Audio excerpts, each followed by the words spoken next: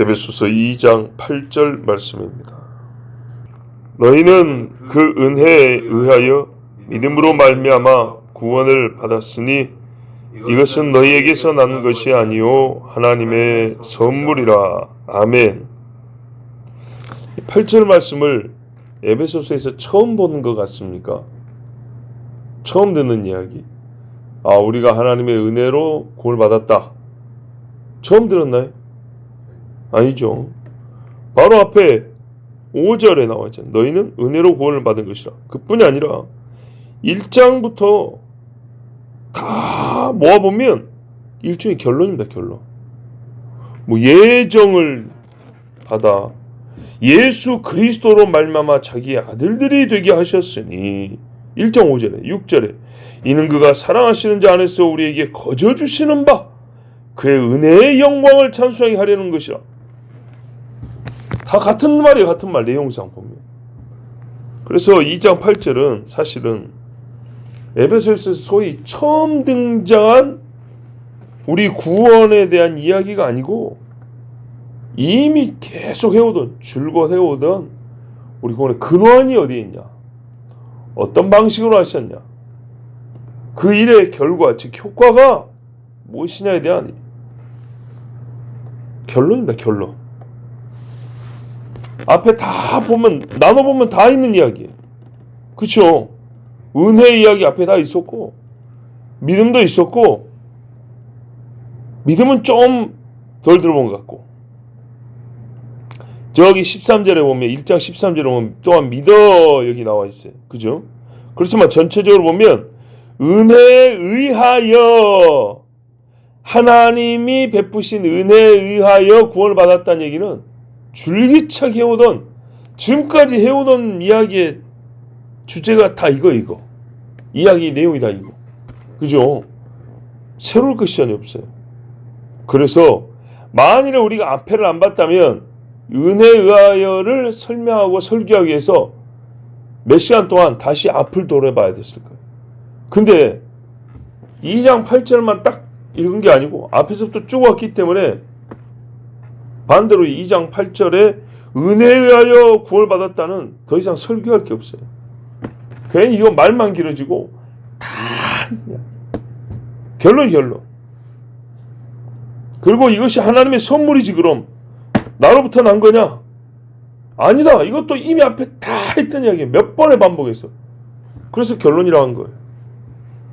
그러니까 우리가 한 절씩 읽으니까 이 한 절도 설교를 또 길게 해야 될 것 같지만 앞에서 해온 말씀, 이걸 통으로 읽으면 말이죠. 앞에서 다 들었고 이제 마지막 한 줄을 딱 쓰는 것 같기 때문에 굳이 여기서는 설교를 길게 할 필요가 없어. 근데 또 한편 앞에서 다 한 이야기를 왜 여기서 또 하지? 강조일 뿐만 아니라 한 걸음 더 나가기 위해서 한 거예요. 우리 한 걸음 더 나가기 위해서 지금까지 한 거를 정리를 딱 해놓고 그걸 딛고 하나 올라가고 정리해놓고 딛고 올라가고 그런단 말이에요. 뭔 이야기 하려고 그러냐?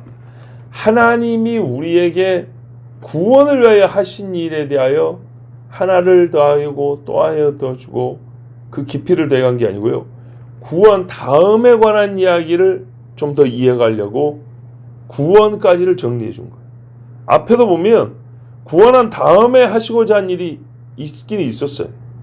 근데 이번에 하나 더 이야기해 주려고 그래요. 그게 이제 9절, 10절에 나와 있어요. 9절의 말은 뭐예요?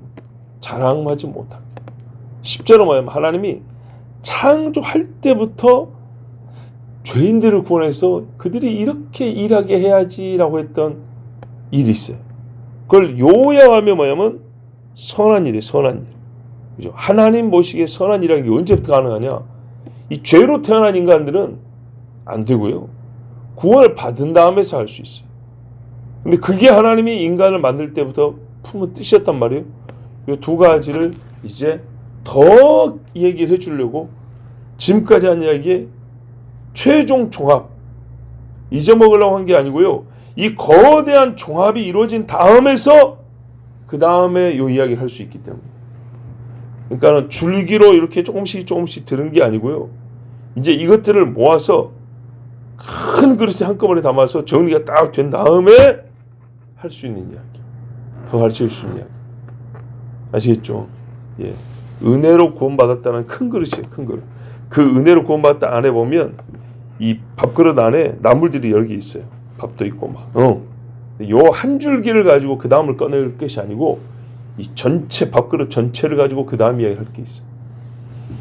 자, 그럼에도 불구하고 오늘 이 8절에서 우리가 다른 이 은혜보다는 상대적으로 많이 못 들은 이야기가 있어요. 믿음으로 말미암아. 앞에서 하나님이 직접 하신 일에 대한 이야기는 무지하게 진짜 에베소서에서 최고로 많이 깊게 말씀이 더 과언이 아닌데 이 믿음 이야기는 오히려 다른 데보다 약해. 예를 들어서 로마서는 1장 중간에 바로 믿음이 나와버렸어요. 갈라디아서도 너희가 믿음 이야기가 빨리 등장하고 강조돼 있어요. 근데 에베소서는요 상대적으로 믿음이 나중에 지금 나와요. 그리고 그렇게 강조되지 않았어요. 이 믿음 이야기를 은혜와의 관계 안에서의 믿음이죠. 봐봐요. 믿음으로 말미암는 것이고 은혜로 인한 것이고 의한 것이고 이 두 가지가 결국에는 같이 있을 때 우리가 구원을 받았다는 거 아니에요. 그렇다면 믿음 이야기도 좀 많이 해줬어야 되는데 많이 안 해줬어요. 어떤 의미에서는 지금 제가 은혜 이야기를 많이 했기 때문에 더 설교할 것이 없다.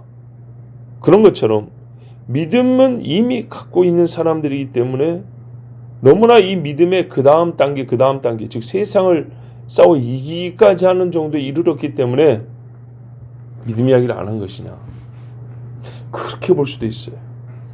어쨌거나 이 믿음으로 말미암아에 대해서 오늘 이 부분은 설교를 좀 해야겠어요. 자, 보세요, 여러분. 은혜가 믿음으로 말미암아 나의 것이 된다는 것은 우리가 반드시 해서 주지해야 될 사실이에요.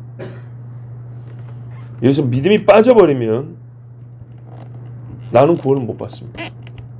은혜가 없어도 구원을 못 받고 믿음이 없어도 구원을 못 받습니다. 그러면 믿음과 은혜는 무슨 관계냐? 우리가 지금 은혜를 계속 받기 때문에 은혜를 가운데 딱 놓고 은혜는 알겠는데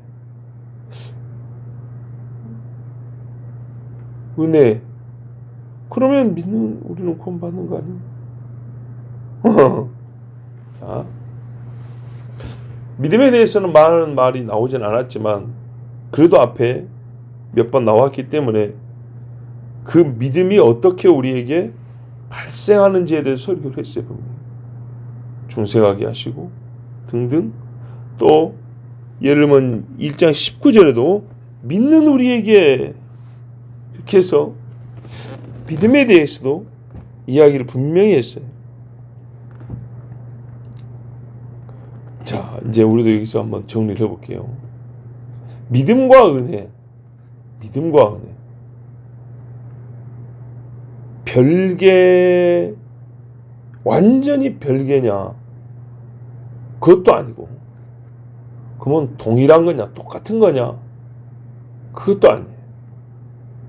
구별되지만, 은혜가 이 일을 하는데, 믿음이란 게 저 멀리서 보다가, 아이고 좀 힘에 부치네, 와서 내가 좀 거들어줘야지 하고 돕는 그런 관계도 아니에요.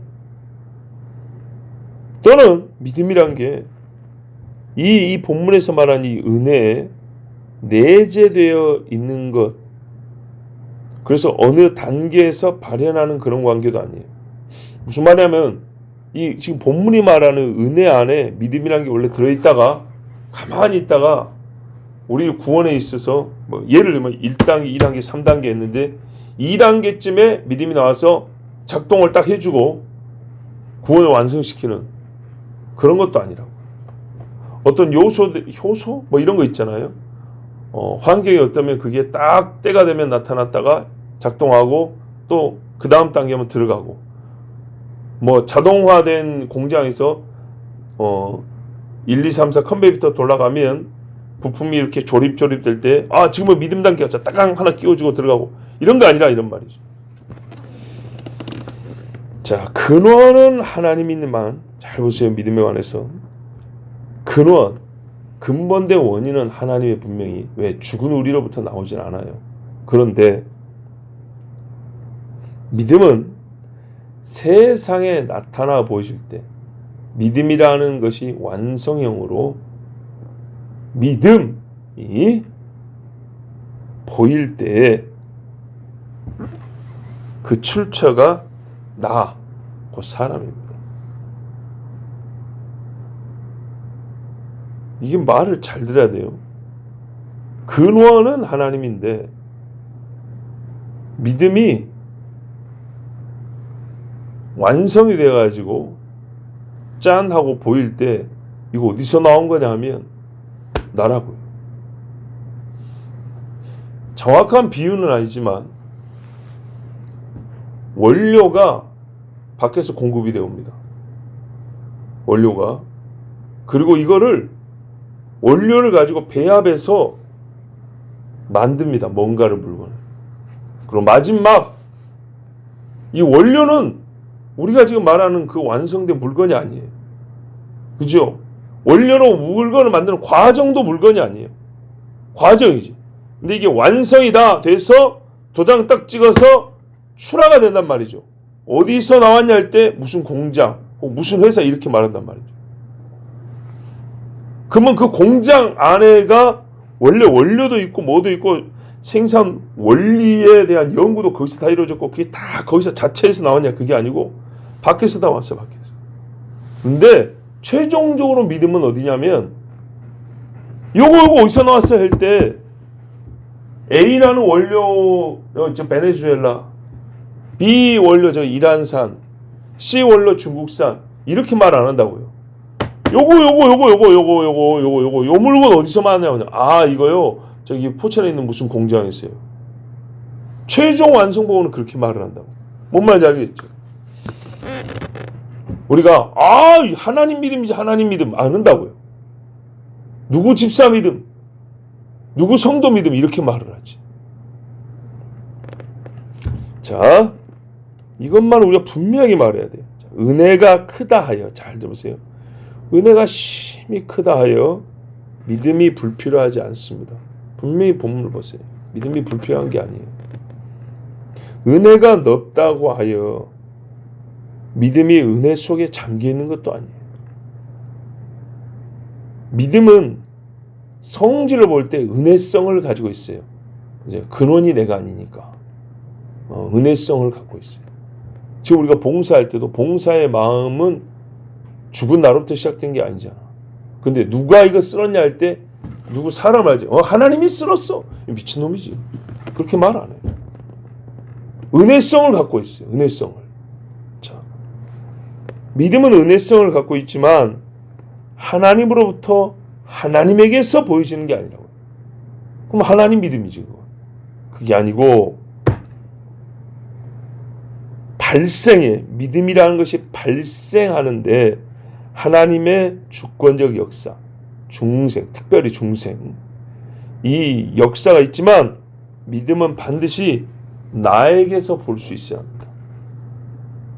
내 믿음이 크도다. 네가 믿음을 보였으므로 믿음을 보이라. 정탐꾼아 믿음을 보이라. 갈렙과 여호수아는 믿었으므로 60만의 200만의 사람들 눈앞에 이 순간 어떤 말이 들리자 여기에 믿음이라는 것이 딱 그 사이에 존재하기 시작했어요.